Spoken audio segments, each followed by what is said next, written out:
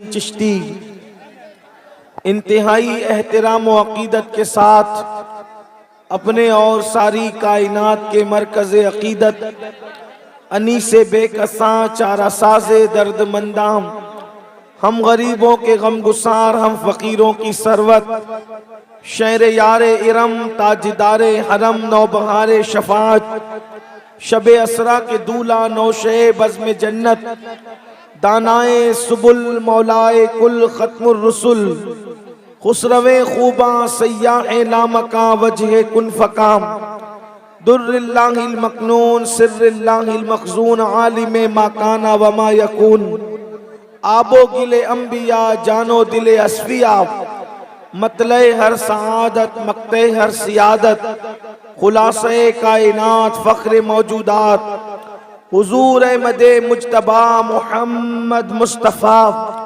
अरवाहुना फ़िदा सल्लल्लाहु ताला अलैहि व आलिहि व सहबिही व बारक वसल्लमा की बारगाहे बेकस पनाह में जिस तरीके से पढ़ाऊं बुलंद आवाज से मेरे साथ मिलकर पढ़ें। अस्सलातु वस्सलामु अलैका या रसूल अल्लाह। आवाज और बुलंद करके झूम झूम कर पढ़े। अस्सलातु वस्सलामु अलैका या नबी अल्लाह।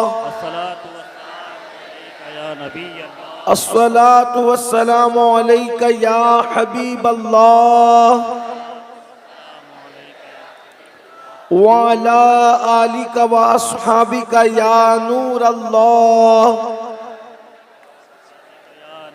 सल्लल्लाहु ताला अलैहि वसल्लम। सरताब कदम है तने सुल्ताने ज़मन फूल, लब फूल दहन फूल ज़कन फूल बदन फूल। वल्लाह जो मिल जाए मेरे गुल का पसीना, मांगे न कभी इत्र न फिर चाहे दुल्हन फूल। दंदानो लबो जुल्फ रुखे शाह के फिदाई, दंदानो लबो जुल्फ रुखे शाह के फिदाई। है दुर्रे अदन लाले यमन मुश्क खुतन फूल।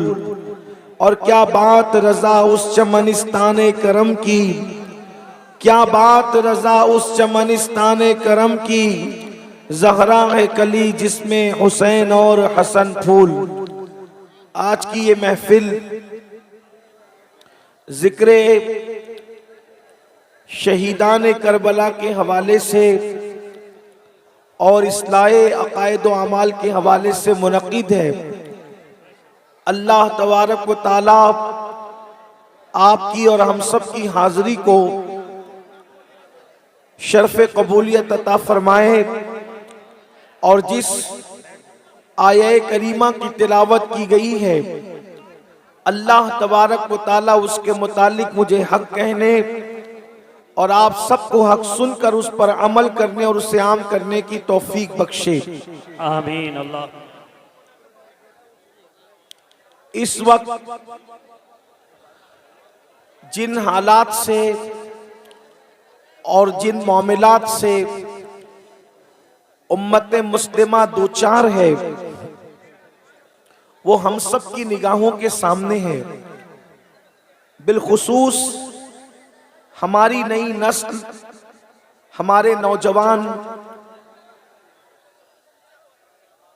इस वक्त मौजूदा हालात में शशोपंज और तरद्दुद का शिकार है कि उन्हें करना क्या है।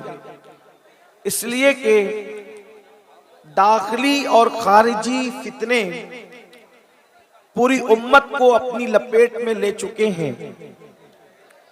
एक तरफ से यलगार है गुनाहों की और दूसरी तरफ से यलगार है बदमज़हबियत की, बदअकीदगी की और इस्लाम दुश्मन ताकतों की।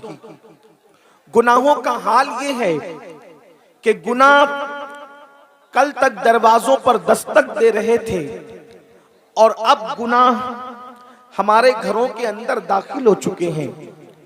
हमारे शबिस्तानों के अंदर गुनाह दाखिल हो चुके हैं। हर शरीफ बाप अपने बच्चों के मुस्तकबिल के हवाले से फिक्रमंद है कि मेरे बच्चों का क्या होगा, मेरी बच्चियों का क्या होगा? आने वाले कल में मेरे बच्चे ईमान वाले रहेंगे या ईमान से दूर हो जाएंगे? आने वाले दौर में मेरे बच्चे नेक रहेंगे या नेकी से दूर हो जाएंगे? और आप देख भी रहे हैं ऐसे बच्चे जिन बच्चों के बारे में माँ बाप कभी बड़े फख्र के साथ साथियों की महफिल में कहा करते थे कि मेरा बच्चा तो बड़ा नेक है, मेरा बच्चा तो बड़ा परहेजगार है, मेरा बच्चा तो बड़ा मुत्तकी है, मेरा बच्चा तो बड़ा बाअखलाक है, मेरा बच्चा तो बड़ा बाकिरदार है। माँ कहती थी कि मेरी बेटी तो बड़ी पर्दे की पाबंद है। लेकिन जब ये सारी चीजें तारीफ के हवाले से देखी गई तो तारीफ के पीछे फिर ये नजर आया कि जिस बच्ची की तारीफ और जिस बच्ची के किरदार के हवाले से घर के लोग बहुत नाज करते थे, वो किसी के साथ जाती हुई नजर आई, वो किसी का हाथ पकड़ करके भागती हुई नजर आई। इन हालात के अंदर ऐसे नौजवान जिनकी बड़ी तारीफ होती थी, गलत सोहबत की वजह से कोई नौजवान जो है अल्लाह अकबर नशे के दलदल में नजर आया, कोई शराब के दलदल में नजर आया, कोई ज़िना के अड्डे पे नजर आया। कर्ज के इंसान जो है गुनाह की तरफ तेजी के साथ जो है गोया के उसके दलदल की तरफ बढ़ता ही जा रहा है। हर आने वाला दिन इंसान को गुनाहों के दलदल में डुबो रहा है। हर आने वाला दिन नौजवान नस्लों को गुनाहों के हवाले से तबाह और बर्बाद कर रहा है। मेरे आका सल्लल्लाहु अलैहि वसल्लम के दीवानों, आप जानते हैं जब भी आंधी आती है, जब भी तूफान आता है, जब भी हवाएं तेज चलती है तो होता क्या है, किसी न किसी हल्की चीज को किसी भारी चीज का सहारा लेना पड़ता है। और जो हल्की चीज किसी भारी चीज के सहारे अपने आप को संभाल लेती है तो तूफान फिर उसका कुछ बिगाड़ नहीं सकता, आंधी उसको तबाह व बर्बाद नहीं कर सकती। मिसाल के तौर पर एक पत्ते ही को ले लीजिए, एक पत्ता है और वो पत्ता सूख चुका है, वो पत्ता दरख्त से टूट चुका है, लेकिन जब हवा तेजी के साथ चलती है, आंधी तेजी के साथ चलती है तो कागज हो या पत्ता हो या कोई हल्की चीज हो, इधर से उधर उड़ा कर ले जाती है, उधर से इधर उड़ा कर ले जाती है। अल्लाह अकबर, कर्ज के अल्लाह अकबर, पत्ते ही का हाल देख लें कि पत्ते का कोई ठिकाना नहीं होता। लेकिन अगर वो पत्ता किसी भारी भरकम लोहे के नीचे या किसी दरख्त के नीचे अपने आप को दबा ले तो फिर आप देखें वो पत्ता किसी भारी चीज के नीचे दबने की वजह से, किसी भारी भरकम चीज के नीचे आने की वजह से अब अल्लाह अकबर वो पत्ता जो थोड़ी देर पहले अल्लाह अल्लाह किसी हवा के दोष पर कभी इधर जा रहा था, कभी उधर जा रहा था, कर्ज के उसका कोई ठिकाना नहीं था, लेकिन जैसे ही उसने किसी भारी भरकम पत्थर या लोहे को अपना जो है वो मस्कन बना लिया और उसके पीछे रुक गया तो उसका क्या हाल होता है, फिर उसकी क्या शान होती है। फिर कितना ही बड़ा तूफान आ जाए, कितनी ही बड़ी आंधी आ जाए, लेकिन फिर उस पत्ते का कुछ नहीं बिगाड़ा जा सकता। मेरे आका सल्लल्लाहु अलैहि वसल्लम के प्यारे दीवानों, अल्लाह अकबर, मुस्तफा जाने रहमत गैब दा नबी सल्लल्लाहु अलैहि वसल्लम को इन हालात का अंदाजा था। अल्लाह ने अपने महबूब सल्लल्लाहु अलैहि वसल्लम को अल्लाह अकबर गैब पर मुत्तला फरमाया था। जितना चाहा अल्लाह ने अपने महबूब को इल्म गैब अता किया, जितना चाहा अल्लाह ने अपने महबूब को इल्म अता किया, जितना दिया देने वाला खुदा जानता है और जितना लिया लेने वाले मुस्तफा जाने रहमत जानते हैं। अल्लाह अकबर, अगर आपने ये बात समझ ली कि पत्ते को हवा जब इधर उधर लेकर जाती है तो पत्ते को तलाश होती है किसी न किसी भारी चीज की, बिला तमसील गुनाहों का तूफान, फितनों का सैलाब, जराइम का तूफान जब इंसान को इसके दर से उसके दर, उसके दर से उसके दर और दर बदर लेकर के भटक रहा है, ऐसे हालात में भी कोई ना कोई भारी चीज की जरूरत होगी, कोई ना कोई मजबूत चीज की जरूरत होगी। अल्लाह अकबर, तूफान के अंदर जब कोई भारी चीजें थाम ली जाती है तो इन अल्लाह अल्लाह वो पत्ता और वो कचरा भी महफूज हो जाता है। अल्लाह के रसूल जुल्म, बदअकीदगी, फितने और गुनाहों के इस तूफान के लिए इरशाद फरमाया, लोगों मैं तुम में भी दो भारी चीजें छोड़कर जा रहा हूं। तूफान में भारी चीज की जरूरत पड़ती है तो मैं भी एक नहीं बल्कि दो दो भारी चीजें छोड़ करके जा रहा हूं। और फरमाया, जब तक के तुम इसको मजबूती से पकड़े रहोगे तुम कभी गुमराह नहीं हो सकते, तुम कभी गुमराही के दलदल में फंस नहीं सकते। वो कौन सी चीज है? फरमाया, एक अल्लाह की किताब है और दूसरी मेरी अहले बैत है। इन दोनों का दामन पकड़ करके रखना, कुरान को भी पकड़ के रखना और अहलुल बैत को भी पकड़ करके रखना, गुमराह नहीं हो सकते। एक चीज आपसे पूछना चाहता हूं, अल्लाह की किताब को पकड़ो। जो अल्लाह की किताब को मजबूत से पकड़ेगा, मजबूती से पकड़ेगा, अल्लाह की किताब में मौजूद है, नाप तौल में कमी न करो तो वो नाप तौल में कमी नहीं करेगा। अल्लाह अकबर। अल्लाह की किताब में मौजूद है कि लोगों के साथ मीठी गुफ्तगू करो, वक़ूलू क़ौलन सदीदा, तो वो लोगों के साथ मीठी गुफ्तगू करेगा। कुरान का जिसने दामन पकड़ लिया वो बीवी पे जुल्म नहीं करेगा, क्योंकि कुरान में मौजूद है, हुन्ना लिबासुल लकुम व अंतुम लिबासुल लहुन्ना, के शौहर बीवी का लिबास है, बीवी शौहर का लिबास है। जो कुरान का दामन पकड़ लेगा, कुरान का दामन थामने के बाद कुरान कह रहा है, इधर उधर देखकर चक्कर मकर करके नहीं चलना,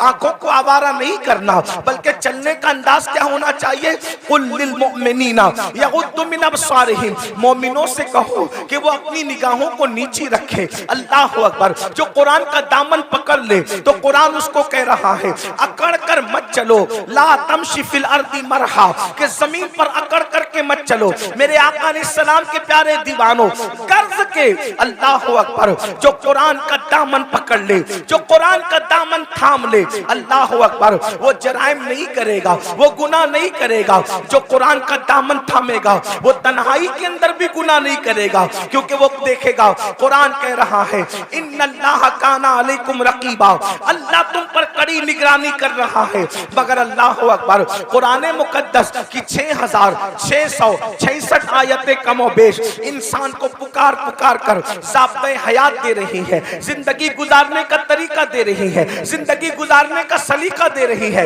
ये कुरान है। लेकिन कोई कह सकता है कि मौलाना मुझे कुरान पढ़ना तो नहीं आता, मुझे अरबी जबान तो नहीं आती।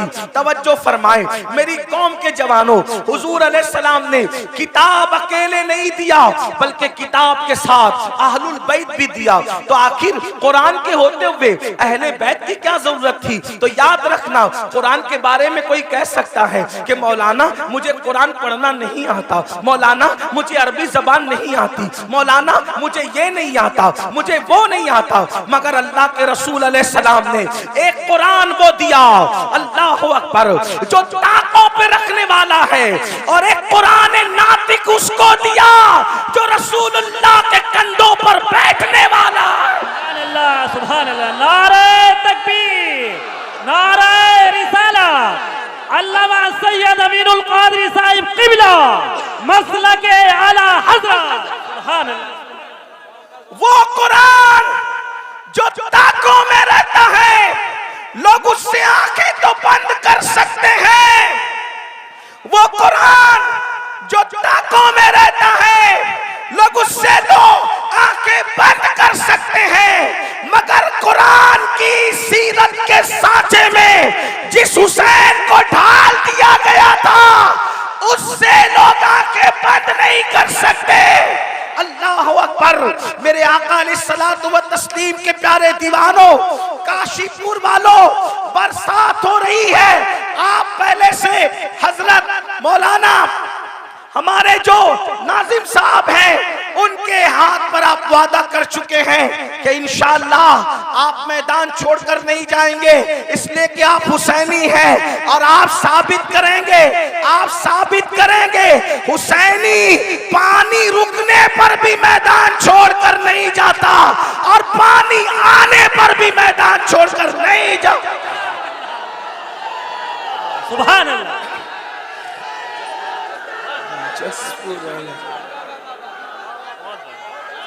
जिंदाबाद, जिंदाबाद, जिंदाबाद। सुभान अल्लाह।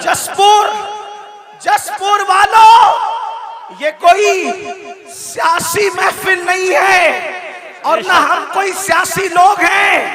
हम लोग तख्त ताज के उसूल के लिए महफिलें सजाते हैं और मखदूम सिमना के गुलाम तख्त ताज को ठुकराने का हौसला रखते हैं। सुभान अल्लाह, नारे तकबीर, नारे रिसालत, अल्लामा सैयद अमीनुल कादरी साहब मखदूम सिमना। यहाँ पर उलमाए किराम और सादात किराम मुफ्तियान निजाम भी मौजूद हैं। सैयद साहब सैयद यासीन बापू हमारे बड़े भाई भी इस महफिल में तशरीफ लाए। और एक बात याद रखना, बाराने रहमत का नुज़ूल से दिल छोटा मत करना।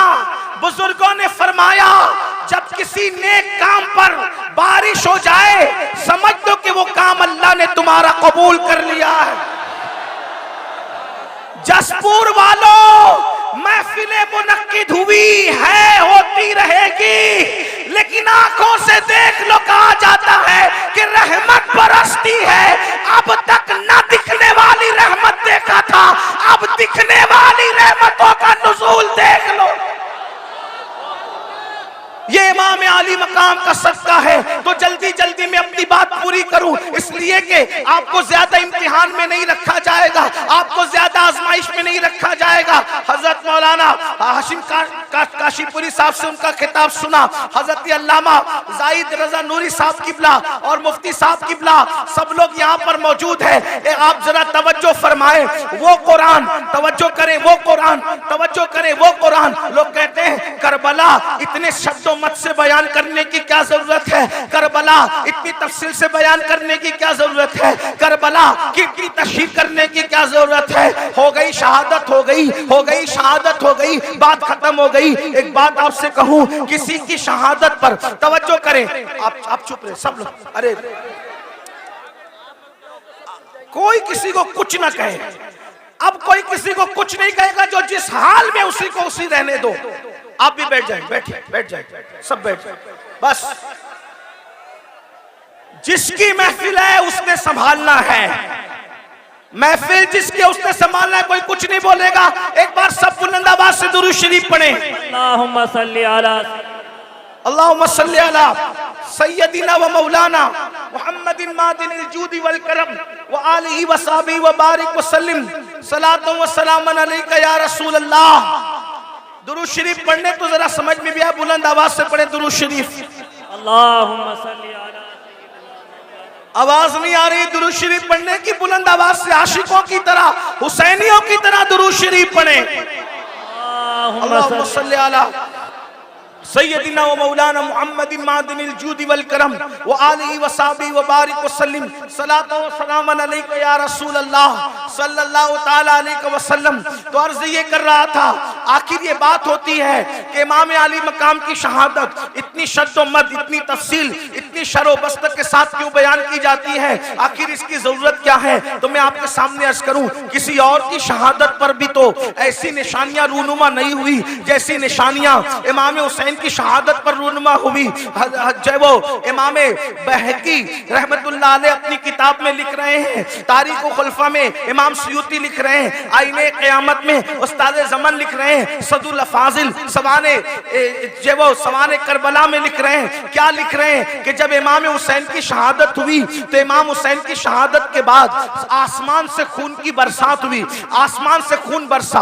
आप याद रखें, तारीख में सब बड़ी बड़ी शहादतें हैं, सारी शहादतें सर आंखों पर है, लेकिन हजरत अमीर हमजा की शहादत कितनी दर्दनाक शहादत है। अमीर हमजा की शहादत पर खून की बरसात नहीं हुई, हालांकि वो बहुत बड़ी शहादत थी। इतना जरूर कह दूं, उस शहादत पर रसूलुल्लाह के आंसुओं की बरसात तो हुई है, लेकिन आसमान से खून की बरसात नहीं हुई है। अल्लाह अकबर। मेरे आका अलैहिस्सलाम के प्यारे दीवानों, इसी तरह और शहादतें देख लें, 3 दिन या 7 दिन तक आसमान से खून की बरसात होती है। अगर आप कहना चाहें तो यूं कह सकते हैं कि इमाम हुसैन की शहादत वो शहादत है जिस पर आसमान भी खून के आंसू रोया है, जिस पर आसमान भी खून के आंसू रोया है, जिस पर आसमान खून के आंसू रोए उसे इमाम हुसैन की शहादत कहते हैं। इसी तरीके से आप देखें, अल्लाह अकबर, बैतुल मुकद्दस में जहां से पत्थर उठाया जाता ताजा खून नजर आता निकलता हुआ, ये किसी और की शहादत पर ये निशानी नजर नहीं आई। मशहूर यही है कि ये इमाम हुसैन की शहादत। और भी मजीद चीजें, जो है वो सूरज को गहन लग गया, तारे आपस में टकराने लगे, दिन के वक्त रात का समा नजर आने लगा। इमाम बहकी के ने इसको बहुत तफसील के साथ जो है वो लिखा है। इसी तरीके से इमाम सयूती ने भी लिखा है। लेकिन अब आपसे पूछना चाहता हूँ, आखिर इमाम हुसैन की शहादत पर इतना जलाल, इतने गुस्से का इजहार क्यों किया जा रहा है? एक और हदीस सुन ले जो सियाह सित्ता में मौजूद है। हजरत सैयदना अब्दुल्ला इब्ने अब्बास रदी अल्लाह ताला अन्हु इरशाद फरमाते हैं कि मैं सो रहा था, मैंने क्या देखा, अल्लाह के रसूल सल्लल्लाहु अलैहि वसल्लम की जुल्फें बिखरी बिखरी है, हुजूर की जुल्फें बिखरी बिखरी है, आंखों से आंसू जारी है, और हुजूर अलैहिस्सलातु व तस्लीम के दामन पर जो है वो अल्लाह अकबर गर्दो गुबार हुजूर के दामन को बोसे दे रहे हैं। ये तो नहीं कह सकता कि दामन मैला कुचेला हो गया। खुदा की इज्जत की कसम, जिसके दामन की इस्मत ने पूरी कायनात को पाकीज़गी अता फरमाई है, वो दामन मैला कुचेला कैसे हो सकता है? लेकिन सिर्फ सुनने वालों को पता चल जाए कि दामन की कैफियत क्या थी। अल्लाह अकबर। इब्ने अब्बास के फरमान का मफहूम है, मैंने देखा जुल्फे बिखरी है, जिसको मालूम है उसको मालूम है, जो नहीं जानता वो सुन ले। मुस्तफा जान रहमत की जुल्फे कभी नहीं बिखरा करती थी। लोग सोते हैं तो सोते में आदमी के बाल बिखर जाते हैं, लेकिन ये मेरे नबी का मोजज़ा है, सोने में भी हुजूर की जुल्फे कभी नहीं बिखरा करती थी। बहुत तफसील से मैंने इसको कई मकाम पर बयान किया। आज वक्त बचाने के लिए तफसील नहीं पेश करता, सिर्फ इतना इजमाल पेश करता हूँ। हुजूर की जुल्फे क्यों नहीं बिखरा करती थी? वजह ये थी, बद्र ओहद का हंगामा भी हुजूर की जुल्फों को नहीं बिखेर सका। अल्लाह अकबर। खंदक और खैबर की मुसीबतें भी हुजूर की जुल्फों को बिखेर नहीं सकी। मगर अल्लाह अकबर, क्यों जुल्फे नहीं बिखरती थी? तो मेरे इमाम कहते हैं, शान है पंजे कुदरत तेरे बालों के लिए कैसे हाथों ने सवारे हैं तुम्हारे गेसूर। किसी के बाल माँ संवारती है, किसी के बाल बाप संवारता है, किसी के बाल भाई बहन संवारते हैं, किसी के बाल वो खुद संवारता है, लेकिन हुजूर की जुल्फे वो थी, शाने पंजे कुदरत ने उनको संवारा था, कुदरत के हाथों ने उन बालों को संवारा था। इसलिए बद्र हो, ओहद हो, खंदक हो, खैबर हो, हुजूर की जुल्फे बिखरा नहीं करती थी। मगर अल्लाह अकबर, बद्र ओहद के हंगामे, खंदक और खैबर की मुसीबतें जिस रसूल की जुल्फे को बिखेर न सकी, आज अब्दुल्ला इब्ने अब्बास कहते हैं हुजूर की जुल्फे बिखरी बिखरी है, हुजूर के दामन पर अल्लाह अकबर गर्दो गुबार बोसे दे रहे हैं, खून के छींटे हुजूर के जुब्बे पर है, हुजूर अलैहिस्सलाम की दाढ़ी आंसुओं से तर है। मैंने पूछा, अल्लाह खैर करे या रसूल अल्लाह, खुदा आपको वो दिन न दिखाए अल्लाह अकबर जिसमें आपको तकलीफ हो। या रसूल अल्लाह, आज आपकी दाढ़ी बिखरी है, आज आपकी जुल्फे बिखरी है, आज आपकी आंखों में आंसू है, आज आपके दामन पर खून के जो है वो आसार है, आपके दामन पर गर्दो गुबार है।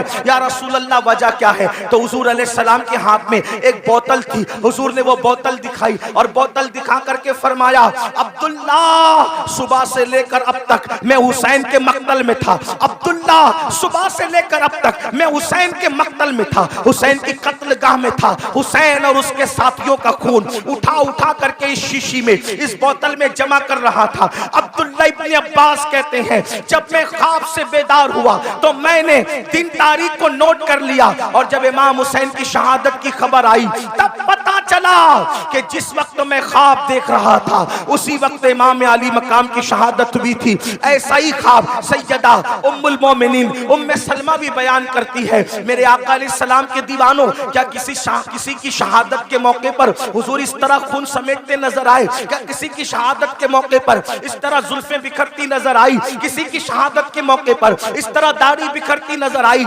ऐसा क्यों हुआ? और याद रखना, फिर शहादत भी, शहादत गाह भी घर के करीब नहीं है, शहादत गाह भी घर के करीब नहीं है, बहुत दूर लाया जाता है, मैदान में ठहराया जाता है। 22,000 के लश्कर को 72 से मुकाबला करवाया जाता है और 3 दिन भूखा प्यासा रख करके दर्दनाक अंदाज में शहादत होती है। वजह क्या थी? मैं फलसफे शहादत नहीं बयान कर रहा हूं, सिर्फ अपने जवानों की तवज्जो चाहता हूं। करबला सुनने के लिए आने वालों, करबला की दास्तान सुनने के लिए आने वालों, इमाम हुसैन का पैगाम सुनने के लिए आने वालों, मुझे बताओ कोई ये कह सकता था कुरान और अहले बैत को आका ने छोड़ा है तो कुरान तो मुझे पढ़ना नहीं आता?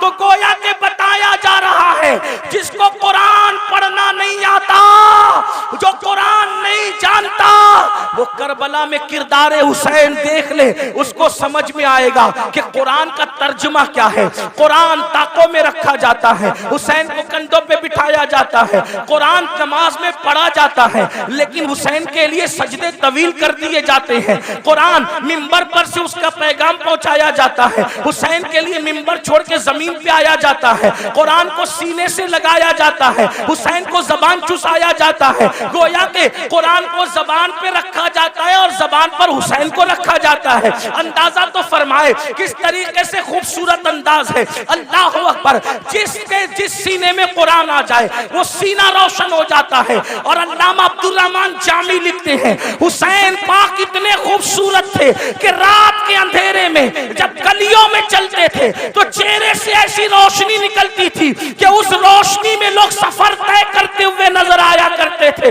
कुरान भी नूर है, हुसैन भी नूर है, कैसा नूर है? तो मेरे इमाम कहते तेरी नस्ल पाक में है बच्चा बच्चा नूर का, तू है आईने नूर, तेरा सब घराना नूर का। एक सीने तक मुशाबे, एक वहां से पांव तक हुस्न सित्तैन उनके जामों में है नीमा नूर का। अब मुझे बताओ, अल्लाह के रसूल फरमा रहे हैं 2 भारी चीजें छोड़ के जा रहा हूं, इनको पकड़ना गुमराह नहीं हो सकते। एक कुरान है, दूसरी मेरी अहले बैत है। इमाम मैदान में आए और मैदान में आने के बाद वक्त का सबसे बड़ा मुजरिम, वक्त का सबसे बड़ा गुंडा, वक्त का सबसे बड़ा पलीद, वक्त का सबसे बड़ा दीन का दुश्मन यजीद पलीद लईन के सामने मुकाबले के लिए खड़े हुए। अब जरा तवज्जो करना मुसलमानों, गौर करना, मेरी कौम के जवानों गौर करना। इमाम अली मकाम अला जद्दी वाली सलाम मिशन लेकर करबला में आए। कौन सा मिशन? दीन को बचाने वाला मिशन। कौन सा मिशन? दीन के तहफ्फुज का मिशन। कौन सा मिशन? शरीयत के तहफ्फुज का मिशन। कौन सा मिशन? गलबे दीन का मिशन। अब आपसे पूछना चाहता हूं मेरे आका अलैहिस्सलातु व तस्लीम के प्यारे दीवानों, अल्लाह के रसूल फरमा रहे 2 भारी चीजें छोड़े जा रहा हूं, एक कुरान है, दूसरी मेरी अहले बैत है। और फिर अहले बैत से मोहब्बत के बारे में इतनी तालीम दी, इतनी तालीम दी, इतनी तालीम दी। फरमाया उज़क्किरुकुमुल्लाह फी अहली बैती, उज़क्किरुकुमुल्लाह फी अहली बैती। ऐ लोगों, मेरी अहले बैत के बारे में अल्लाह से डरते रहना, मेरी अहले बैत के बारे में अल्लाह से डरते रहना। अपनी गोद में अहले बैत को बिठाकर फरमाया लोगों, मैं अपनी अहले बैत तुमको बतौर अमानत सौंप करके जा रहा हूं। मेरे बाद मेरी अहले बैत के साथ तुम क्या सुलूक करोगे ये मैं देखूंगा। मेरे बाद मेरी अहले बैत के बारे में मेरे नायब बनना। जैसे मैं अहले बैत से मोहब्बत करता हूं, तुम भी अहले बैत से मोहब्बत करना। अब आपसे पूछना चाहता हूं, मोहब्बत अहले बैत की दावत इतनी ज्यादा क्यों दी गई? बल्कि यहां तक फरमाया खास तौर पे अहले बैत में इमाम हुसैन के बारे में, हुसैन मिन्नी व अना मिनल हुसैन, हुसैन मुझसे है, मैं हुसैन से हूं, हुसैन मेरा है, मैं हुसैन का हूं। और फिर क्या फरमाया? अहब्बल्लाहु मन अहब्बा हुसैना, कि जो मेरे हुसैन से मोहब्बत करेगा अल्लाह उससे मोहब्बत करेगा। यानी अल्लाह का महबूब बनना है तो मेरे हुसैन से मोहब्बत करो। अब आपसे पूछना चाहता हूं, अहले बैत से मोहब्बत करने वालों, अहले बैत से प्यार करने वालों, आप मुझे बताओ जिस चीज से जिसको मोहब्बत होती है वो उसकी नकल करता है। मिसाल के तौर पर अगर किसी बंदे को किसी आलिम से मोहब्बत है तो वो आलिम की नकल करेगा, किसी को क्रिकेटर से मोहब्बत है वो क्रिकेटर की नकल करेगा, किसी को हीरो से मोहब्बत है वो हीरो की नकल करेगा, किसी को बाप से मोहब्बत है वो बाप की नकल करेगा, किसी को माँ से मोहब्बत है वो वो माँ की नकल करेगा, किसी को टीचर से मोहब्बत है वो टीचर की नकल करेगा। गर्ज के मोहब्बत इंसान को नक्काल बना देती है। जो जिससे मोहब्बत करता है उसी के अंदाज में चलता है, उसी के अंदाज में बोलता है, उसी के अंदाज में सोच बनती है, उसी के अंदाज में फिक्र बनती है, उसी के अंदाज में तखज्जुलात और तसव्वुरात का माहौल क्रिएट होता है। आपसे पूछता हूँ, ऐ अहले बैत से मोहब्बत का दावा करने वालों, मेरे आका ने तो ये फरमाया जो मेरे हुसैन से मोहब्बत करेगा वो अल्लाह का महबूब बन जाएगा। अब बताओ, मौला हुसैन से प्यार करते हो, मौला हुसैन से मोहब्बत करते हो? यकीन जाने पूरी दुनिया के अंदर इंसान इमाम अली मकाम से मोहब्बत का बड़ा दावा करता है, लेकिन एक चीज तुमसे पूछना चाहता हूँ, हजारों के इस मजमे में ऐ आशिकाने रसूल, ऐ आशिकाने हुसैन, मुझे बताओ जिस चीज से इमाम हुसैन ने नफरत की है, आखिर हमारी जिंदगी के अंदर वो चीजें क्यों नजर आती है? जिस चीज से इमाम हुसैन ने नफरत की है आज वो हमारी जिंदगी में क्यों है, वो हमारे माशरे में क्यों है, वो हमारे समाज में क्यों है? आप कहेंगे कौन सी चीज से नफरत की है और कौन सी चीज हमारे माशरे में और समाज में मौजूद है? आइए मैं आपको बताऊं, कुछ चीजें मैं गिनाता हूं, उसके बाद हम खुद ही सोचेंगे। ज्यादा देर तक आपका इम्तिहान नहीं लूंगा, लेकिन तवज्जो करना, ऐ इमाम हुसैन के नाम पर इस महफिल में आने वालों, खड़े रहकर बैठ करके तकलीफ में गुफ्तगू सुनने वालों, याद रखना इमाम से सच्ची मोहब्बत कर लो, क्योंकि इमाम की मोहब्बत का सिला क्या है?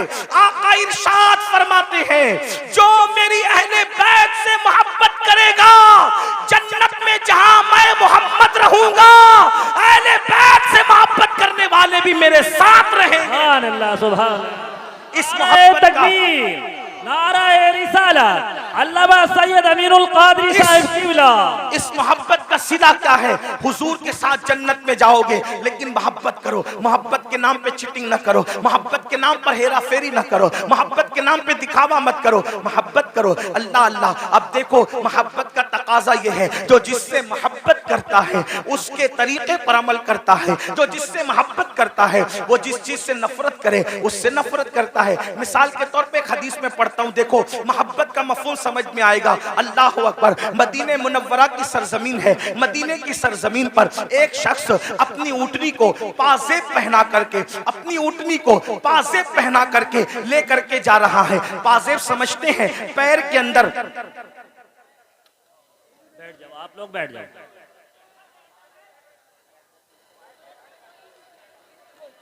पैर के अंदर जो घुंघरू बांधे जाते हैं उसको पाजेब कहते हैं।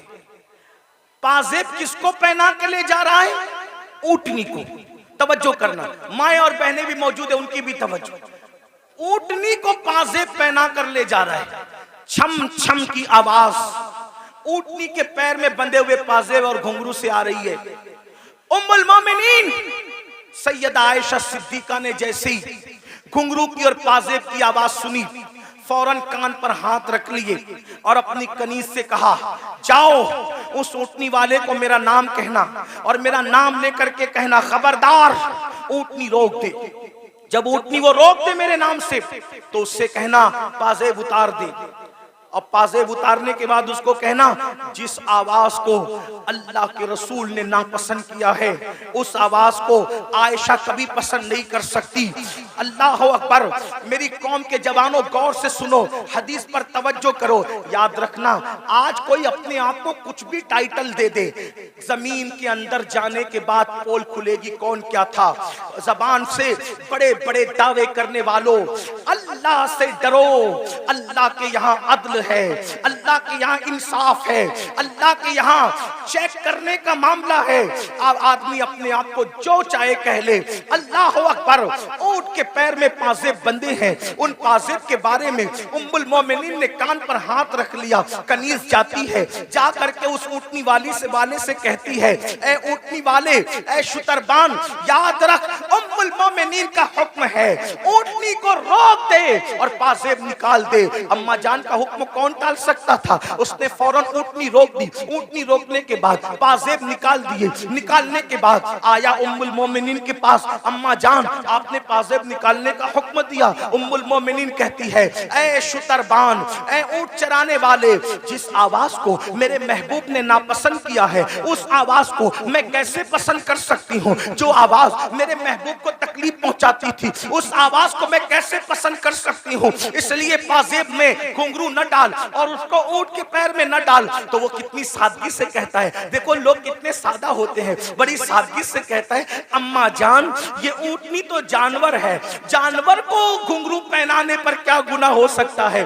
अल्लाह अकबर, तवज्जो करें। अम्मा जान ऊंटनी तो जानवर है, तो जानवर पे तो कोई शरीयत का हुक्म नहीं है, जानवर को पाजेब पहनाने पे क्या हो सकता है?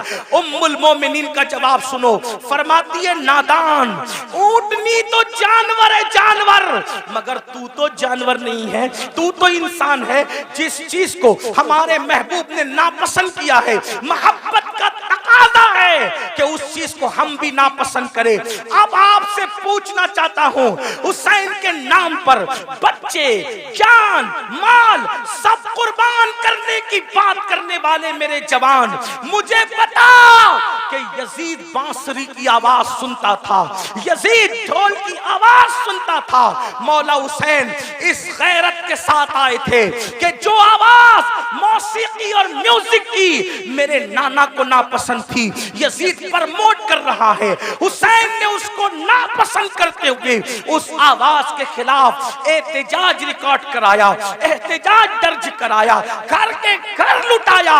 हुसैन पाक से मोहब्बत करने वालों, बताओ ये जो कानों में ईयरफोन लगाकर रोजाना गाना सुन रहे हो, कारों में सफर करते हुए जो गाने सुनते हो, और वो भी इतने गंदे गंदे गाने जो इंसान की शहवत को उभारे, जो इंसान को गुनाहों पे उभारे, क्या भूल गए रसूलुल्लाह सल्लल्लाहु अलैहि वसल्लम का फरमान?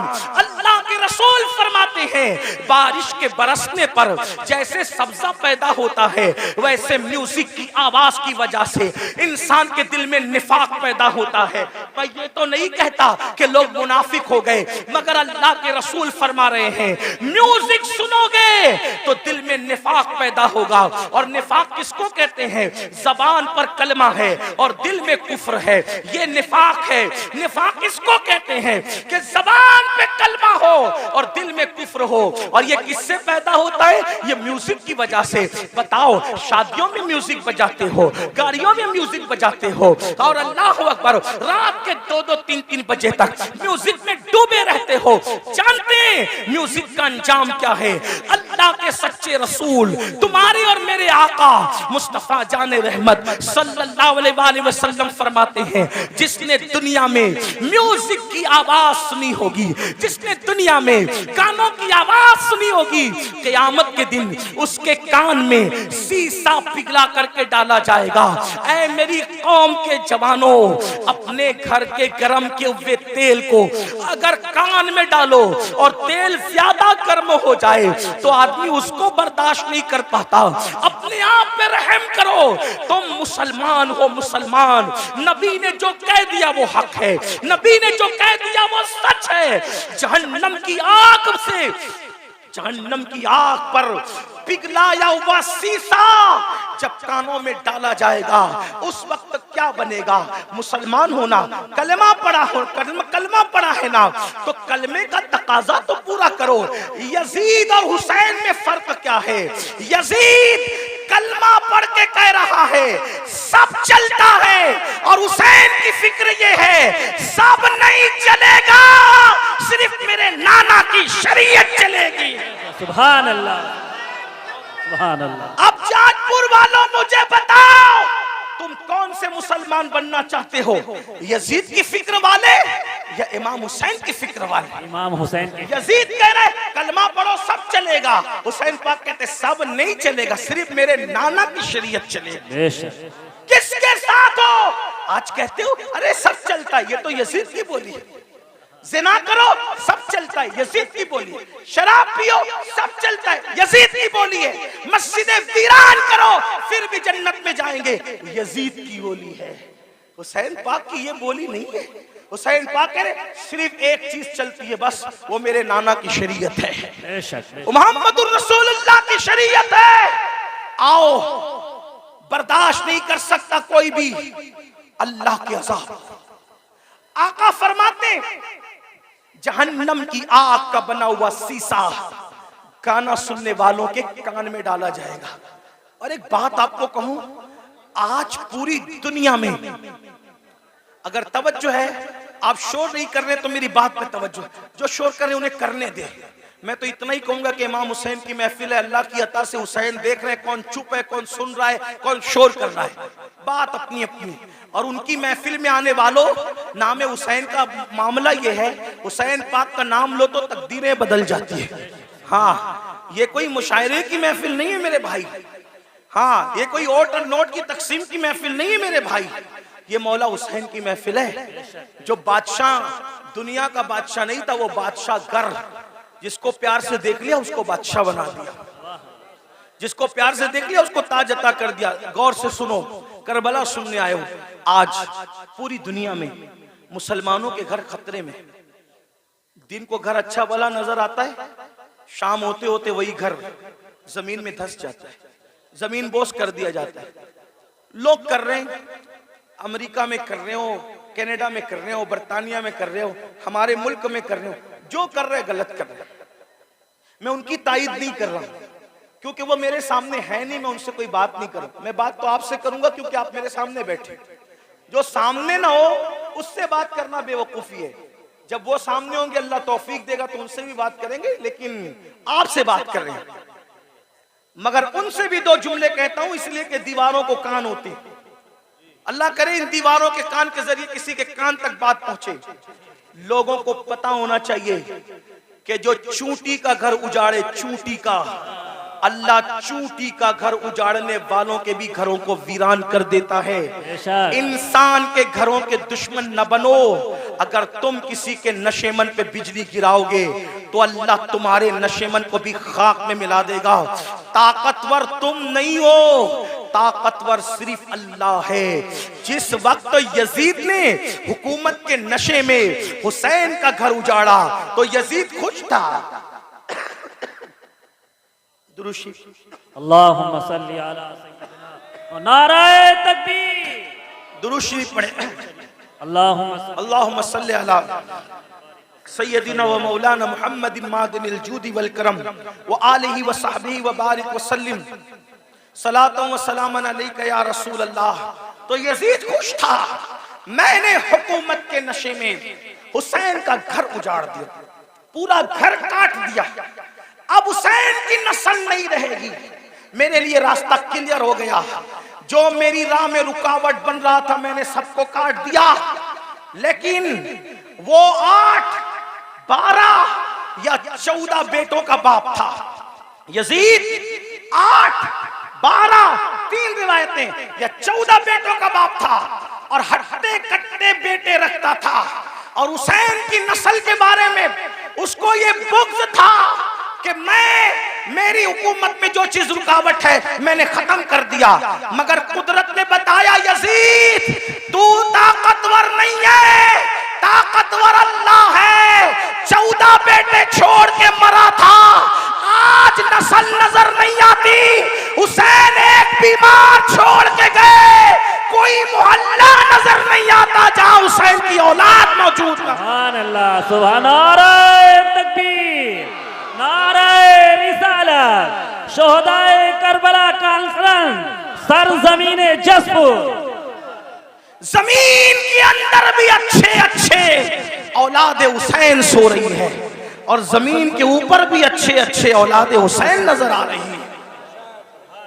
तो अर्ज ये कर रहा था, लेकिन जो लोग करते हैं मैं उनकी तायीद नहीं करता। आप मगर सुने क्योंकि मेरे सामने आप हैं। आपके घर खतरे में, दिन में घर ऊंचा दिखता है, नीचे बाद में खत्म हो जाता है। वजह उसकी हदीस सुनो। आज से 1450 साल पहले घर उजड़ने, घर बिखरने, घर धंसने, जलजले आने या किसी का घर टूट जाने की वजह बयान फरमाई। अल्लाह के रसूल अलैहि सलाम फरमाते हैं जब तुम गाने, म्यूजिक और शराब में डूब जाओगे, ये मैं नहीं कह रहा हूं, अल्लाह के रसूल फरमा रहे हैं, जिसको अल्लामा इब्नुल जौजी ने नकल किया है। तवज्जो करना, आका इरशाद फरमाते हैं कि जब तुम गाने और म्यूजिक के अंदर और शराब के अंदर डूब जाओगे तो अल्लाह रातों रात तुम्हारे घरों को जमीन में धंसा देगा, रातों रात तुम्हारे घर जमीन में धंस जाएंगे। आज 16-16, 17-17 साल की उम्र के मेरे नौजवान फिल्म देखकर, सीरियल देखकर नशे की तरफ जा रहे हैं, म्यूजिक की तरफ जा रहे हैं, जिना फैशन हो चुका है। इमाम हुसैन इसी के खिलाफ तो खड़े हुए थे, अगर ये सब करते हो तो हुसैनी नहीं हो तुम, चाहे जो बन जाओ। मैं किसी एक को नहीं कह रहा हूं, अपने आप में डूब कर सोचो, अगर मस्जिद को तुमने वीरान कर दिया, अल्लाह के घर को वीरान कर दिया, फजर की नमाज में सोते पड़े हो, तो आप 7 समंदरों का भी शरबत बना लो। तवज्जो करना, लोगों को मेरे जुमले तल्ख लगते हैं, लेकिन कोई कुछ कहे मेरे बारे में हकीकत है। 7 समुंदरों का शरबत बना लो, इमाम हुसैन के नाम पे बांट दो, लेकिन अगर तुम दीन मिटाओगे और शरबत बनाओगे तो इमाम हुसैन उस शरबत को कबूल नहीं करेंगे, बल्कि उस शरबत को तुम्हारे मुंह पे मार दिया जाएगा। लेकिन अगर तुमने बिल फर्ज सारी जिंदगी शरबत बनाया भी नहीं, शरबत पिलाया भी नहीं, हत्ता के शरबत का नाम भी नहीं लिया, लेकिन इमाम हुसैन जिस दीन को बचाने चले थे, अगर उस दीन की हिफाजत के लिए तुमने कुर्बानी दी तो इमाम हुसैन क़यामत में तुम्हें सीने से लगाएंगे। मेरे अजीज, मेरे भाई, आओ इमाम हुसैन के मिशन की तरफ तवज्जो करें। तो अर्ज ये कर रहा था, आजकल 16-16, 17-17 साल की उम्र के मेरे नौजवान इसी तरह शराब की तरफ, जिना की तरफ, जराइम की तरफ, म्यूजिक और गानों की तरफ जा रहे हैं, मस्जिदों को वीरान कर चुके हैं। मेरे अजीज भाई, अल्लाह के अजाब को दावत न दे, अल्लाह के गजब को दावत न दे। ये जो आप सोचते हैं ना कि हम लोग कुछ भी करेंगे जन्नत में चले जाएंगे, हम कुछ भी करेंगे हम आखिरत में कामयाब हो जाएंगे, मेरे भाई, मेरे अजीज, ये दुनिया है दुनिया, ये दुनिया मक्कार है, ये दुनिया गद्दार है, ये दुनिया बेवफा है। इस दुनिया से दिल न लगा, तू कुछ भी कमाएगा, तू कुछ भी कमाएगा, तू कितना भी जमाएगा, मगर याद रखना, अगर तूने आखिरत की तैयारी न की, अगर तुमने आखिरत की तैयारी न की, सब दुनिया ही के अंदर धरा के धरा रह जाएगा। कुरान कहता है, ला तंसा नसीबका मिनद दुनिया, दुनिया से अपने नसीब का मत भूल। मेरे भाई, क्या तू मेरे आका की वो हदीस भूल चुका है? अल्लाह के रसूल ने फरमाया, जिसने दुनिया के अंदर शराब का सिर्फ एक घूंट पिया होगा, जब वो मर के कब्र में जाएगा तो उसका मुंह सूअर की तरह कर दिया जाएगा या बंदर की तरह कर दिया जाएगा। आओ मेरे भाइयों, एक बुजुर्ग के हाथ पर, एक बुजुर्ग के हाथ पर एक कफन चोर ने तौबा की थी। अल्लाह अकबर, दिल के कानों से सुन लेना, एक कफन चोर ने एक बुजुर्ग के हाथ में तौबा की थी। उस बुजुर्ग ने उस कफन चोर को तौबा करवाई और तौबा करवाने के बाद कफन चोर से पूछा, ऐ कफन चोर, अब तू मेरे हाथ में तौबा कर चुका है, तूने कितने कफन चुराए? उसने कहा, हुजूर, मैंने तो हजारों मुर्दों को नंगा किया, उनके कफन चुराए। मुसलमानों के कफन चुराए? जी, मुसलमानों के कफन चुराए। तो उस बुजुर्ग ने कहा, सच सच बताना ऐ कफन चोर, सच सच बताना कि तूने जब मुर्दों के कफन चुराए तो कितने मुर्दे थे जिनके चेहरे मरने के बाद कब्र में किबले की तरफ थे? ध्यान से सुनना, तवज्जो से सुनना, थोड़ा मिंबर वालों से भी तवज्जो चाहता हूँ, बात न करें, बहुत नवाजिश होगी आपकी। मैं आपकी मालूमात में इजाफा नहीं कर सकता, लेकिन आपकी दुआएं जरूर ले सकता हूं, आपकी भी तवज्जो चाहता हूं। मेरी बात गौर से सुने, मैं एंड की तरफ बात को लेकर के जा रहा हूं, ध्यान से सुनो। कफन चोर से बुजुर्ग ने पूछा, तूने हजारों मुसलमानों के कफन चुराए, ये बता कितने मुसलमान थे जिनके चेहरे किबले की तरफ थे और कितने मुसलमान थे जिनके चेहरे किबले से फिरे हुए थे? तो उसने कहा, हजरत अल्लाह की कसम खा के कहता हूं, अब तो मैं आपके हाथ पे तौबा करके नेक बन चुका हूं। अगर मैंने 100 मुर्दों की लाश को खोला, 100 मुर्दों की कब्रों को खोला और उनकी लाश को मैंने नंगा किया, तो 100 मुर्दों में से 99 मुसलमान ऐसे थे जिनके चेहरे किबले से फिरे हुए थे। 100 मुर्दों में से 99 मुर्दे ऐसे थे जिनके चेहरे किबले से फिरे हुए थे। एक मुसलमान मिलता था 100 में एक, जिसका चेहरा किबले की तरफ तरफ होता था। उस बुजुर्ग ने अपने पीरो मुर्शिद को खत लिखा, हुजूर ये बताएं, अल्लाह अकबर, हुजूर ये बताएं, हुजूर ये बताएं कि मरने के बाद लोगों के चेहरे कब्रों में क्यों फिर जाते हैं, कब्रों में क्यों फिर जाते हैं। बुजुर्ग ने लिखा, बेटा जो लोग दुनिया में रसूलुल्लाह की सुन्नत से मुंह फेर लेते हैं, जो लोग दुनिया में रसूलुल्लाह की सुन्नत से मुंह फेर लेते हैं, मरने के बाद उनके चेहरे किबले की तरफ नहीं होते। ऐ मेरी कौम के जवानों, क्या डर नहीं लगता, क्या कब्र में नहीं जाना, क्या अल्लाह को मुंह नहीं दिखाना। जो सुन्नत से मुंह फेर ले, कब्र में उसका चेहरा किबले की तरफ नहीं होगा। हमने तो फर्ज से मुंह फेरा है, हमने तो फराइज से मुंह फेरा है। अल्लाह अकबर, नमाज छूट रही है, माथे पर शिकन तक नहीं है। अल्लाह अकबर, सूद के धंधे कर रहे हैं, हराम कारोबार कर रहे हैं, माथे पे शिकन तक नहीं है, झूठ बोल रहे हैं। ये फर्ज है झूठ से बचना, झूठ से बचना फर्ज है। अल्लाह अकबर, झूठ बोल रहे हैं, माथे पर शिकन तक नहीं है, नाप तौल में कमी कर रहे हैं, माथे पर शिकन तक नहीं है, औरतों पे पाप की नजर डाल रहे हैं, माथे पर शिकन तक नहीं है। कितने जराइम करोगे, कब तक जराइम करोगे, कितने गुनाह करोगे, कब तक गुनाह करोगे। अल्लाह बहुत दिन तक मोहलत नहीं देगा, याद रखना। भाई साहब थोड़ा रहम फरमा दे, अरे रहम कर दे, थोड़ा थोड़ा सुन ले, बात हट जाएं, चुप हो जाएं सब लोग, बात तो सुने ना मेरे भाई। मैं बात कर रहा हूँ, आप लोग बात सुने, मैनेजमेंट आप सब लोग सुन लेंगे। एक बार आप भी बैठ जाएं, मेहरबानी करें, आप भी बैठ जाएं, सब बैठे। ये क्या तमाशा लगा, इतनी बड़ी महफिल सजाई, इतनी अच्छी महफिल सजाई, और आप लोग हैं कि कोई। भाई आप भी बैठ जाएं, अल्लाह रहम करे, आप भी बैठ, क्यों बोलते हैं, बैठ जाए, सब बैठे, अरे सब बैठे, आप भी बैठे। एक बार सब दुरूद शरीफ पढ़ें। अल्लाहुम्मा सल्ली अला आप मत बोले भाई, किसी को मत बोले, मैं बोल रहा हूं, आप दुरूद शरीफ पढ़ें भाई, दुरूद शरीफ पढ़ें। अल्लाह रब्बु मुहम्मदिन सल्लल्लाहु अलैहि वसल्लम नहनु इबाद मुहम्मदिन। ये बीच में आप जब बोलते हो ना तो जहन मुंतशिर होता है। चूंकि मैं तकरीर याद करके नहीं आता, देखो जो तकरीर याद करके आते हैं ना, आप कुछ भी करें उसको डिस्टर्ब नहीं होगा, वो याद करके आप फटाफट बोलता रहेगा। लेकिन मैंने याद करके मैंने तकरीर कभी याद नहीं की। मैं आप की तवज्जो को देख करके फिर अल्लाह ताला जो सुझाता है वो बोलता, तो मेरे ज़हन से बात निकलती है, फिर मैं बात आपको खत्म कर देता हूँ। एक बार दुरूद शरीफ बुलंद आवाज से पढ़ लो। अल्लाह रब्बु मुहम्मदिन सल्लल्लाहु अलैहि वसल्लम नहनु इबादु मुहम्मदिन सल्लल्लाहु अलैहि वसल्लम सलातु व सलामुन अलैका या जद्दल हसन वल हुसैन। तवज्जो करें कि जब सुन्नत से कोई मुंह फेरे तो उसका चेहरा मरने के बाद किबले की तरफ नहीं होगा।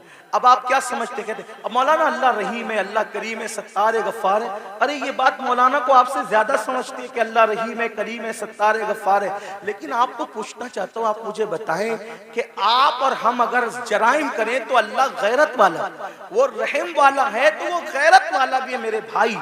उसकी गैरत की तरफ तवज्जो क्यों नहीं करते? सिर्फ सुन्नत छोड़ने पर जब वो मुंह किबले की तरफ रखना गवारा न करे तो वो जन्नत के अंदर कैसे दाखिल करेगा? उसकी खुफिया तदबीर से डरो कि दुनिया में पहली और आखिरी बार आए हो। मुशरिकीन को देखकर, मुनकरीन इस्लाम को देखकर उनकी तरह नंगा नाच न करो, उनकी तरह जुल्म न करो, उनकी करते काबे की तरफ मुंह रखना गवारा नहीं करता, अल्लाह जन्नत में उसको कैसे डालेगा? ये दुनिया है, इस दुनिया में आदमी जितने चाहे जराइम कर ले, और फिर अल्लाह अकबर, जो गुनाहे कबीरा है, गुनाहे कबीरा, उसमें खास तौर पर हराम लुक्मे का खाना और उसी के साथ नशा करना, शराब पीना। आज नशा मुस्लिम सोसाइटी के अंदर सोची समझी साजिश के तहत प्रमोट किया जा रहा है। कौन लोग प्रमोट कर रहे हैं हमें नहीं पता। इंशाअल्लाह हमारे मुल्क की जो इदारे हैं, जासूस इदारे, वो उसकी तहकीक करेंगे। कौन है दुश्मन मुल्क और मिल्लत का, ये बात तय होगी बाद में।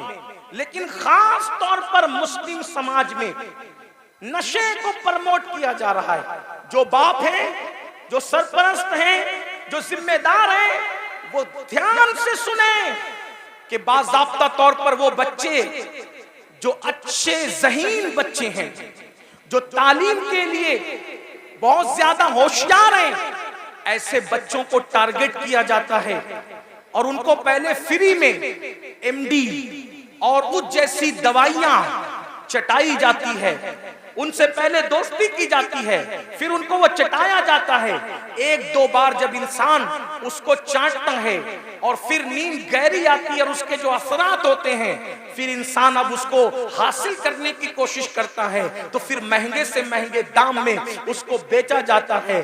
तो पैसा भी बर्बाद, जिंदगी भी बर्बाद। ऐ मुसलमानों, अपने बच्चों को कीमती से कीमती लिबास दो, अपने बच्चों को अच्छे से अच्छा खिलाओ, अपने बच्चों के हर शौक पूरे करो, लेकिन उस पर औकात की तरह नजर रखो कि तुम्हारे बच्चे किसकी सोहबत में बैठते हैं, किसके पास बैठते हैं, किसके साथ रहते हैं।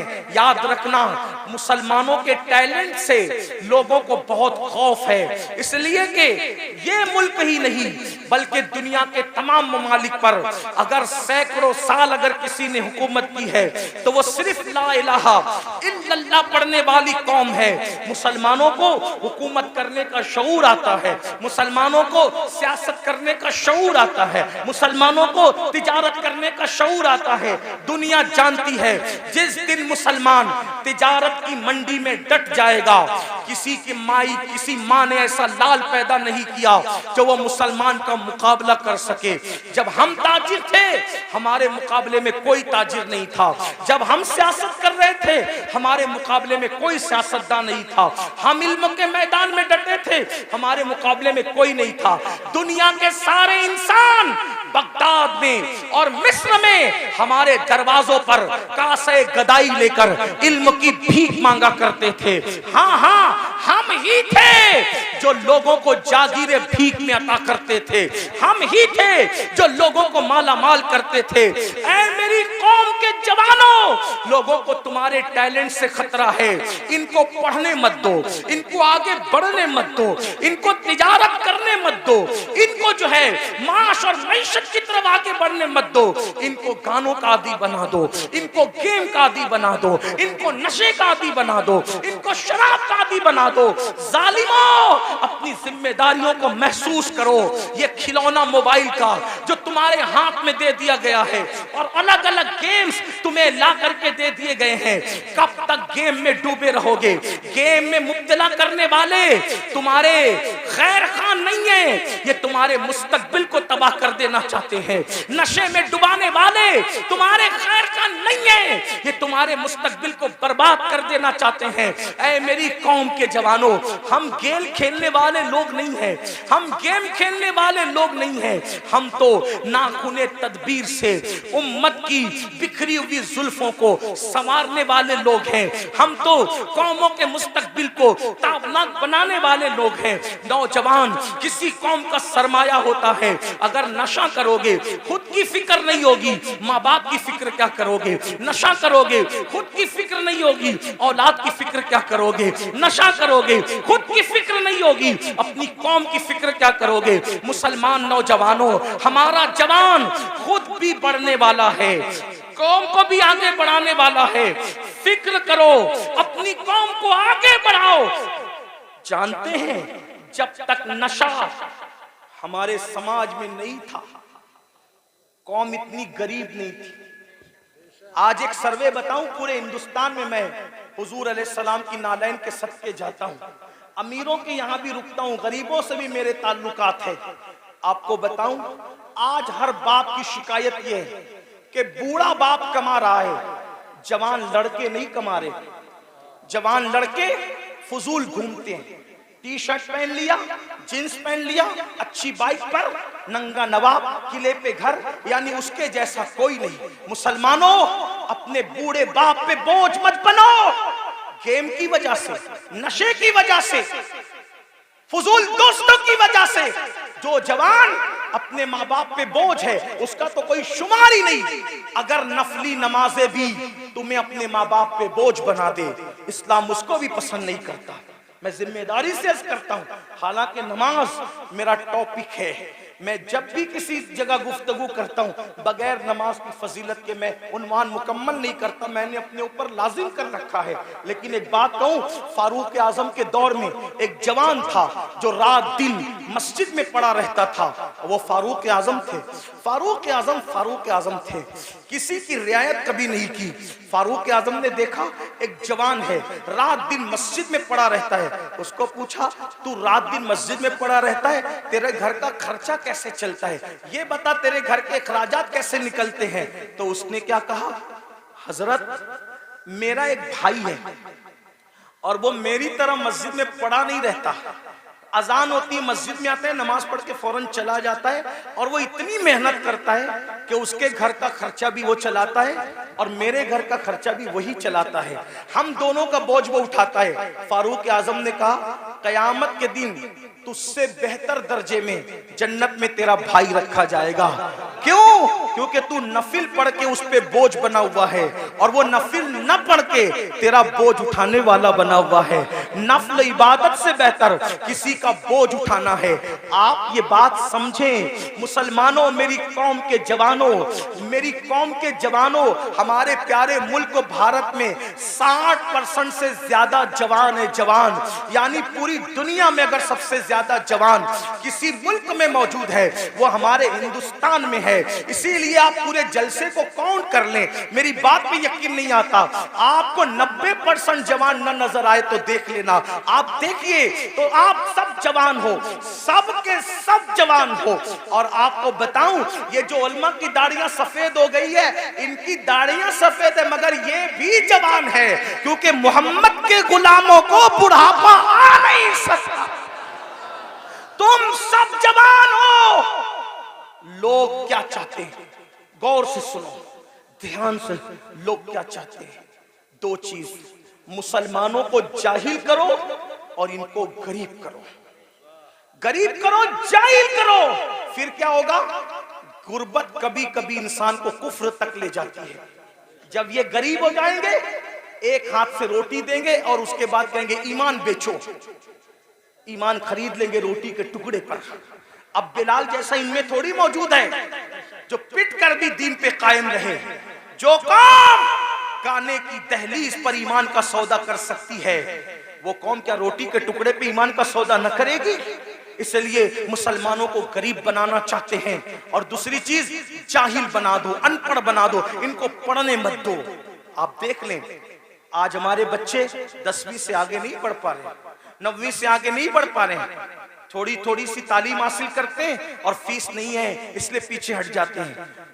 इस कॉलेज महंगी है, पीछे हट जाते हैं, तालीम महंगी, पीछे हट जाते हैं। मैं कहता हूं अपने बच्चों को तालीम अधूरी से पीछे हटाने वालों, ये क्यों कहकर शोरूम से वापस नहीं आते कि कपड़े महंगे हैं, तालीम महंगी है, ये कहकर अपने बच्चों को ड्रॉप आउट कर लेते हो। आप हजरात ये कहकर बच्चों के कदमों को पीछे हटा लेते हो। मैं कहता हूं 1000 बार शोरूम से वापस आना पड़े कि मोबाइल महंगा है मैंने नहीं खरीदना, कपड़े महंगे मैंने नहीं खरीदना, जूते महंगे मैंने नहीं खरीदना, लेकिन तालीम महंगा करने वाला कितना भी महंगा कर दे, कितना भी महंगा कर दे, कितना भी महंगा कर दे, इल्म छोड़ूंगा नहीं। क्यों? क्योंकि मेरे नबी ने फरमाया, आका का फरमान सुनो, क्योंकि मेरे नबी ने फरमाया इल्म अगर सुरैया पे होगा तो मेरी उम्मत का बंदा वहां से भी इल्म लेकर आएगा। गोया के बताया जा रहा है ऐ तालीम को महंगा करने वाले, जा महंगा करके देख ले, आसमान तक तो तू तालीम को नहीं ले जा सकता, और अगर ले जाएगा तो मोहम्मद रसूलुल्लाह के गुलामों में इतनी ताकत है कि वहां से भी हम जाकर के इल्म को ले आएंगे।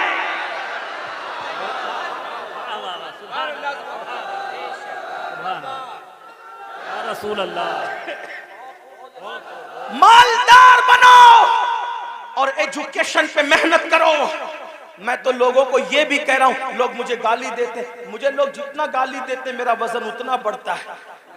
क्योंकि मैं उन लोगों की परवाह, मुझे ये लगता है कि जन्नत मुझे अल्लाह से लेना है, गाली देने वालों से नहीं।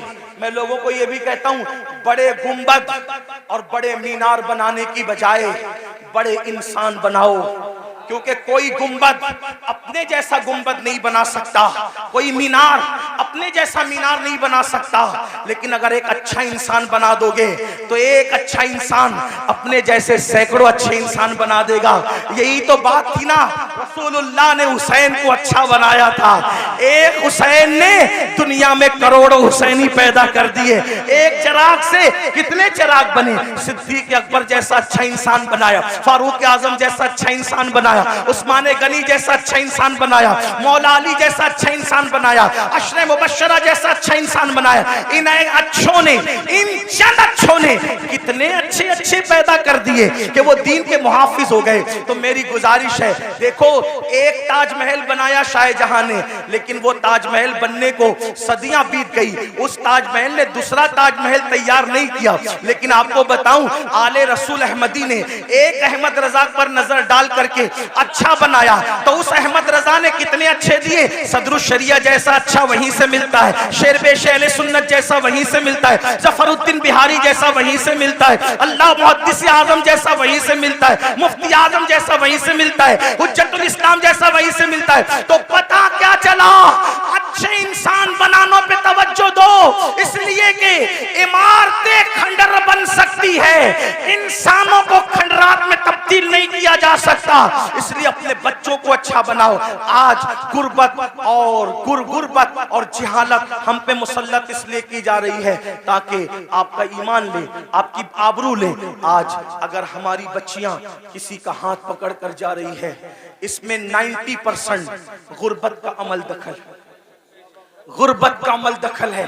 गरीबी आदमी को कुफ्र तक ले जाती है। लेकिन एक बात बताऊं, गुर्बत से ज्यादा तरबियत न करने का अमल दखल है, क्योंकि गुर्बत कितनी भी हो, तरबियत अगर होगी तो फिर कोई कुछ छीन नहीं सकता। उलमा तो कह रहे हैं बहुत कहूं, लेकिन मैं आखिरी बात कह देता हूं, गुर्बत से ज्यादा तरबियत की कमी है। आखिरी बात, जो बच्चियां जा रही, हालांकि एक बात आपसे कह दूं, इतने हजारों के मजमे में अपने जलसे में ये मत कहो कि इतने लाख चली गई, उतनी हजार चली गई। मैं बार बार कह रहा हूं, इसको मत कहो, क्योंकि ये नफ्सियाती तौर पे दुश्मन हमें मुतासिर करना चाहता है। कोई जरूरत नहीं हमें कहने की इतनी लाख, हमारे पास सबूत क्या है, इतनी लाख गई, उतनी लाख गई। तो कहते हैं मीडिया ने कहा, हम कहते हैं मीडिया अगर कह दे कि चांद दिखा तो हम मीडिया का चांद नहीं मानते। जिसके कहने पे चांद का आना नहीं मानते, उसके कहने पे बेटियों का जाना कैसे मान सकते हैं? इसलिए नहीं मानने का, नफ्सियाती तौर पे मुतासिर नहीं होने का। गई हैं, इनकार नहीं, चंद गई हैं, उंगलियों पे गिन लो कौन गई है, जिनकी तरबियत नहीं हुई।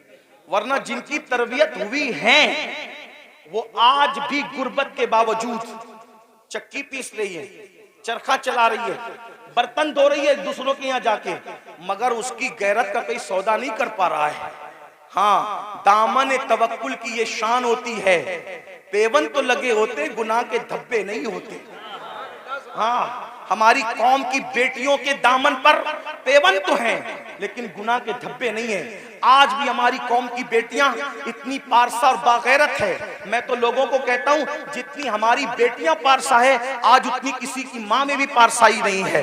हमारी बेटियों की तरह औरों में पारसाई नहीं है, लेकिन तरबियत का फुकदान है। जो बाप अपनी बेटी को बाजू में बिठा करके ज़िना का सीरियल देखे, जो बाप अपनी बेटी को बाजू में बिठाकर ज़िना का सीरियल देखे, उसकी बेटी भागेगी नहीं तो क्या होगा। जो भाई अपनी बहन के साथ गेम खेले, उसकी बहन और का हाथ ना पकड़ेगी तो क्या होगा।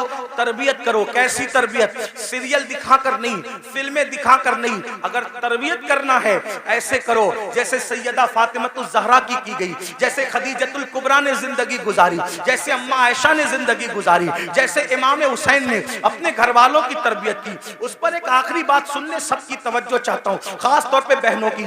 तरबियत हो, गुर्बत कुछ नहीं बिगाड़ती। तरबियत हो, गुर्बत कुछ नहीं बिगाड़ती। आइए उससे बड़ी गुर्बत किसकी होगी जो करबला में अहलुल बैत को थी, नबी के खानदान को थी। अल्लाह अकबर। आइए उस गुर्बत की हल्की सी अक्कासी करता हूँ। उस गुर्बत को देखना है, उस शामे गरीबा को देखो। अल्लाह अकबर। आए थे तो खैमे के अंदर नौजवानों की कसरत थी, खैमे गजगजा रहे थे नौजवानों से। अल्लाह अकबर। लेकिन जब जा रही है सैयदा ज़ैनब पाक करबला आई थी तो दर्जनों जवान थे घर में और खैमे गजगजा रहे थे कड़ियल जवानों की जवानी से। अली अकबर जैसा हम शबी रसूल शहजादा मौजूद है, हजरत कासिम जैसा शहजादा मौजूद है, हजरत अब्दुल्ला इब्ने अली, हजरत अब्बास काजी अब्बास अलमदार जैसा भाई मौजूद है, गरज के खानदान के कड़ियल जवान मौजूद है। लेकिन ज़ैनब सब कुछ लुटाकर करबला से जा रही है, किस शान से जा रही है। अल्लाह अकबर। सब शहीदों के सर काट लिए गए हैं, सब शहीदों के सर काट लिए गए हैं, सब शहीदों के सर काट लिए गए हैं, सर काट कर नेज़ों पे उठाए गए हैं और एक एक लाश पर 10 घोड़े मुतय्यन किए गए हैं। अल्लाह अकबर। वो सीना जिसको रसूलुल्लाह हाथ मलमल के सूंगा करते थे, वो सीना जिसको अपने सीने से लगा करके हुजूर अपनी जबान चुसाया करते थे और कभी मौला हुसैन की जबान चूसते थे। आज अल्लाह अकबर उस सीने पर से कपड़ा हटा करके, बल्कि उस सीने पर रखे हुए कपड़े निकाल करके इमाम अली मकाम के जिस्म और शहीदों के जिस्म से कपड़े भी निकाल लिए गए और कपड़े निकाल करके एक एक लाश को 10 घोड़ों से कुचल दिया गया। घोड़ों से लाशें कुचली, लाशें कट पिट गई। अल्लाह अकबर। ऐसे आलम में अल्लाह अल्लाह शहीदों की कटी पिटी लाश से जब 12 या 13 मुहर्रम को सैयदा ज़ैनब कुबरा निकलती है तो किस शान से निकलती है। मौर्रिखीन लिखते हैं सैदानियों के हाथों को रस्सियों से बांध दिया गया था और पैरों में बेड़ियां डाल दी गई थी। अल्लाह अकबर। इमाम अहले सुन्नत के छोटे भाई उस्ताद ज़मन के बकौल उनकी तहरीर की रोशनी में बीबियों के ज़ेवरात तक छीन लिए गए, कानों की बालियां तक छीन ली गई, हत्ता के दुपट्टे तक छीन लिए गए। जिनके घर में इजाजत के बगैर जिब्रील नहीं आते थे, आज उनके सरों के दुपट्टे भी छीन लिए गए हैं। अल्लाह अकबर। वो इमाम ज़ैनुल आबिदीन जो कई दिन से बीमार हैं, 3-4 दिन के भूखे प्यासे हैं, गले में तोक डाला गया है लोहे का, हाथों में हथकड़ियां हैं, पैरों में बेड़ियां हैं और ऊंटों की नकेल उस बीमार के हाथ में दी जाती है। ज़ैनुल आबिदीन उस नकेल को पकड़ के गिर जाते हैं, जब गिरते हैं तो पीठ में तमाचे मारे जाते हैं। सैयद नसीरुद्दीन नसीर गोलड़वी कहते हैं आखिर नसीर अदावत के भी कुछ न कुछ आदाब होते हैं, नसीर अदावत के भी कुछ न कुछ आदाब होते हैं। किसी बीमार को जंजीर पहनाई नहीं जाती, किसी बीमार को जंजीर पहनाई नहीं जाती। तमाचे मार लो, खैमे जला लो, कैद में रख लो, तमाचे मार लो, खैमे जला लो, कैद में रख लो। अली के गुल रुखों से बूए ज़हराई नहीं जाती, अली के गुल रुखों से बूए ज़हराई नहीं जाती। सोचो, गौर करो, ये करबला है, इस खानदान पे कितना जुल्म हुआ है, कितना मजलूम है ये खानदान। जब कटी पिटी लाशों से ये सैदानियों का अल्लाह अकबर लुटा पिटा काफिला जब जाने लगा तो सैयदा ज़ैनब ने कहा नाना जान आप पर अल्लाह की और फरिश्तों की दुरूदें हो। उस हुसैन को देखो जिसके लिए आप सजदे तवील करते थे, जिसके लिए आप सीने पे चढ़ाते थे, जिसे कंधों पे उठाते थे, आज उसकी कटी पिटी लाश को कफन तक मयस्सर नहीं है, उस पे खाक उड़ रही है। जब आपने रोया, आपके रोने को देखकर अपना बेगाना सब रो पड़े। लेकिन कहना ये चाहता हूं, ये लुटा पिटा काफिला जब जब कूफा गया तो एक तारीखी रिवायत के मुताबिक, तारीखी रिवायत बहुत सारी है, एक तारीखी रिवायत के मुताबिक लुटा पिटा काफिला जब कूफा में गया तो कूफा में ऐलान हो रहा था, कूफा वालों कुछ लुटेरे थे, कुछ डाकू थे, कुछ रास्ता मारने वाले थे, वो बगावत कर रहे थे, हमने उनके सर काट लिए और उनकी औरतों को हम कैदी बनाकर और बच्चों को कैदी बना के ला रहे हैं, उनका तमाशा देखो। यानी ये नहीं कहा गया आले रसूल को कैदी बना के ला रहे, क्या कहा झूठों ने, जालिमों ने, पलीदों ने कि हम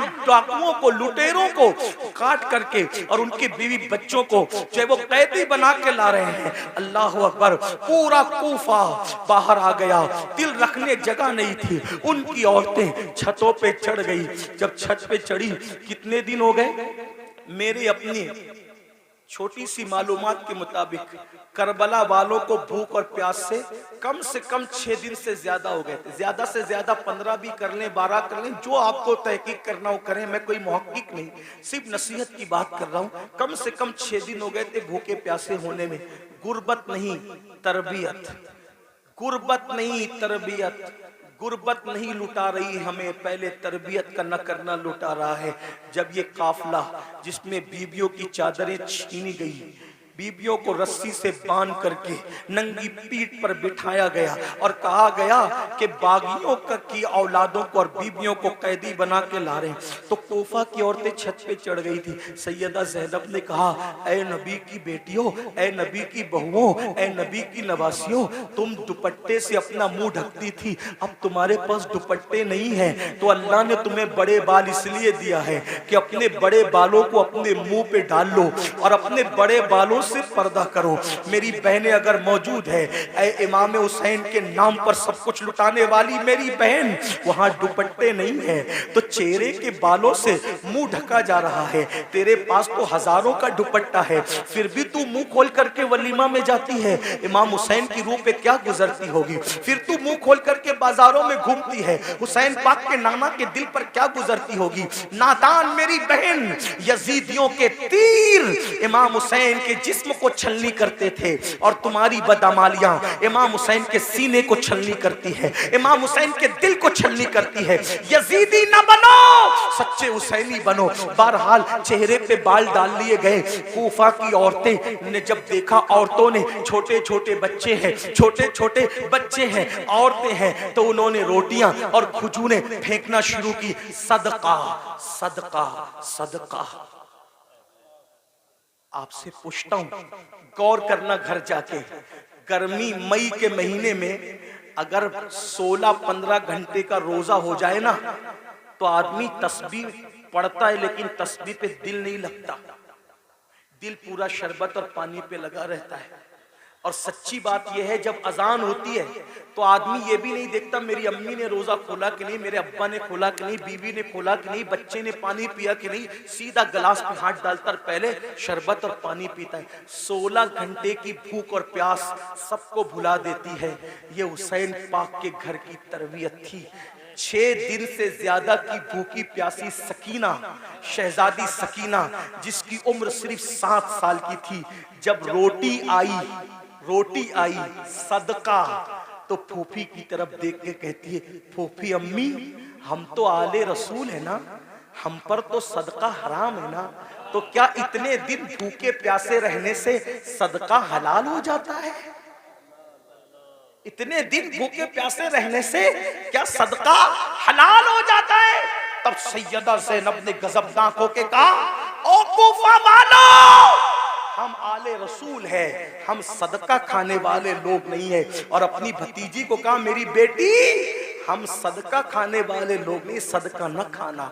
आपसे पूछना चाहता हूं, वो सदका, तवज्जो कर, वो सदका जो सिर्फ आले रसूल पे हराम है, तवज्जो, वो सदका जो सिर्फ आले रसूल पे हराम है, इतने दिन की भूख और प्यास के बाद जब उन लोगों ने वो हराम सदका नहीं खाया, तो वो सूद जो सूअर की तरह हराम है, वो सूद जो सूअर की तरह हराम है, वो शराब और नशा जो सूअर की तरह हराम है। वो लोग तैयब और ताहिर रोटियां सदके के नाम पे आए तो नहीं खाते, और तुम कैसे हुसैनी हो कि जो शराब सूद सूअर की तरह हराम है तुम उसको खा करके हुसैनी बनना चाहते हो। घर जा करके सोचो कि क्या कह रहे हो और क्या बन गए हो। अल्लाह हमें ये शऊर अता फरमाए, बदलने की तौफीक अता फरमाए, अपने आप को तब्दील करने की तौफीक अता फरमाए। और गुफ्तगू के दरमियान अगर कोई गलती हो तो अल्लाह माफ फरमाए। अस्तगफिरुल्लाह रब्बी इन्ना रब्बी लगफूरुर रहीम वमा अलैना इल्लल बलाग। अस्सलामु अलैकुम व रहमतुल्लाहि व बरकातुहू। भाइयों शोर नहीं करें, अदब का अब देखना यह है कि हुसैनियत किसमें है। इतने बड़ा मजमा है, इतने बड़े मजमे से तो मैं अकेला मिल नहीं सकता, फिर मुझे फ्लाइट भी पकड़नी है।